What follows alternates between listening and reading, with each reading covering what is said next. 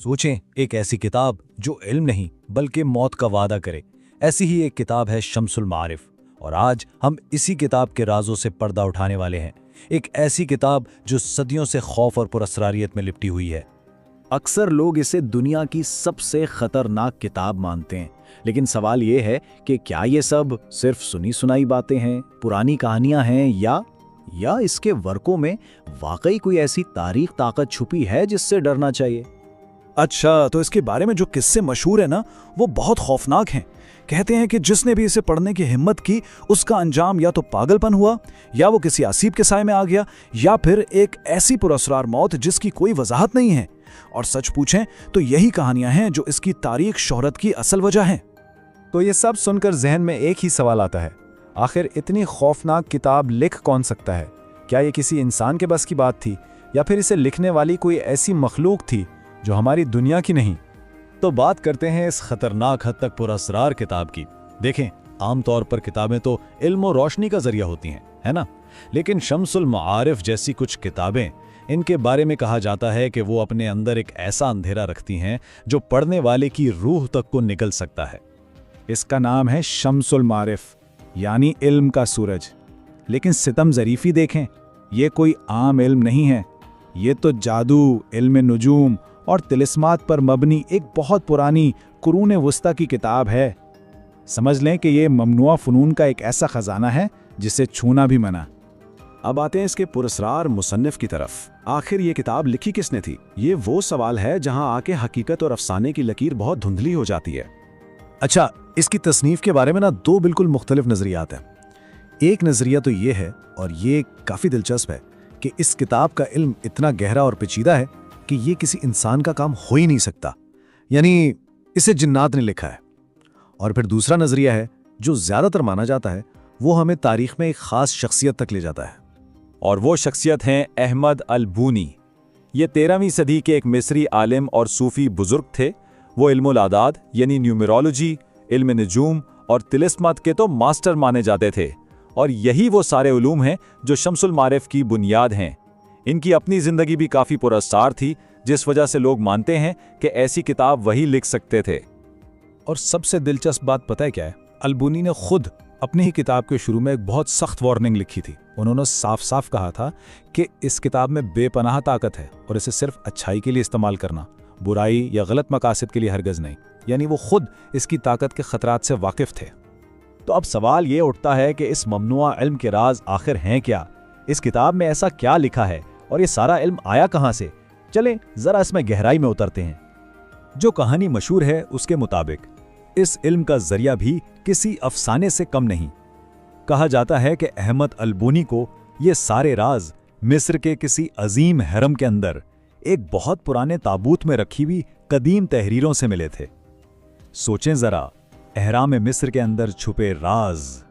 अच्छा, इस किताब का जो सारा जादू है ना, वो एक बुनियादी तसव्वुर पर टिका हुआ है, जिसे इल्मुल हुरूफ कहते हैं, यानी हुरूफ का इल्म। इसका मतलब यह है कि कुछ खास हुरूफ और अल्फाज में कुदरती तौर पर एक जादुई ताकत होती है, और अगर कोई उनको सही तरीके से इस्तेमाल करना सीख ले तो वो हकीकत को भी बदल सकता है। तो इस इल्म से क्या क्या किया जा सकता है? फहरिस्त काफ़ी लंबी है। रूहों और फरिश्तों को बुलाने से लेकर दौलत और ताकत हासिल करने तक, किसी की मोहब्बत पाने से लेकर किसी दुश्मन को मुकम्मल तौर पर तबाह करने तक। यानी ये नेकी और बदी दोनों रास्तों के लिए एक मुकम्मल गाइड बुक है।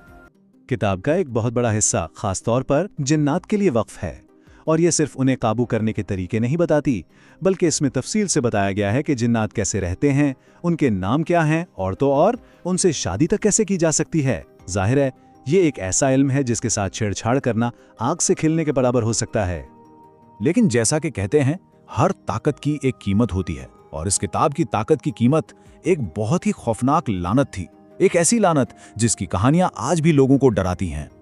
कहा यह जाता है कि जिन्नात, जिनके सारे राज इस किताब में खोलकर रख दिए गए थे, वो इस किताब की हिफाजत करते हैं।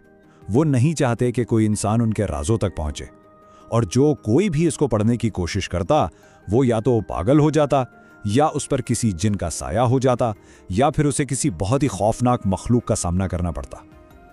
और ये खौफ कोई मामूली खौफ नहीं था।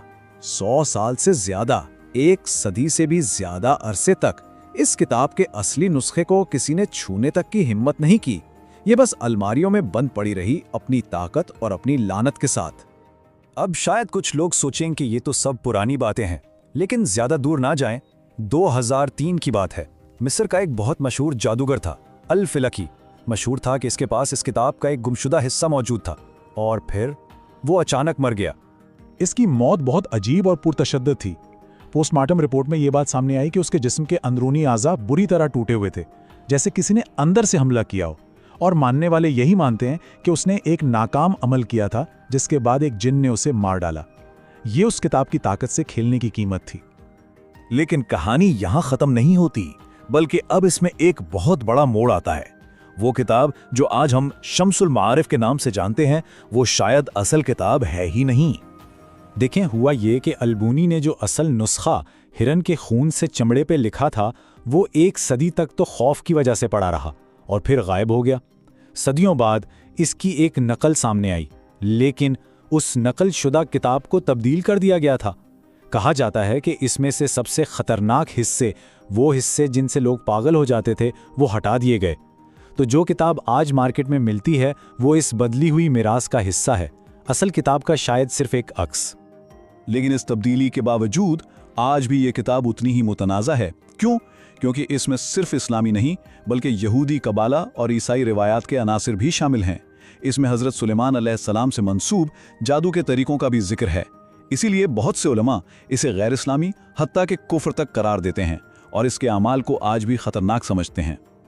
और यही वजह है कि ये खतरा, चाहे असली हो या सिर्फ लोगों का वहम, सऊदी अरब समेत कई ममालिक में शम्सुल मारिफ पर आज भी सरकारी तौर पर पाबंदी आयद है।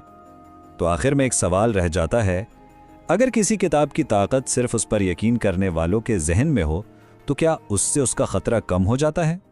या शायद कुछ इल्म ऐसे होते हैं जिन्हें ना जानना ही बेहतर है, और कुछ दरवाजे ऐसे हैं जिन्हें हमेशा बंद ही रहना चाहिए।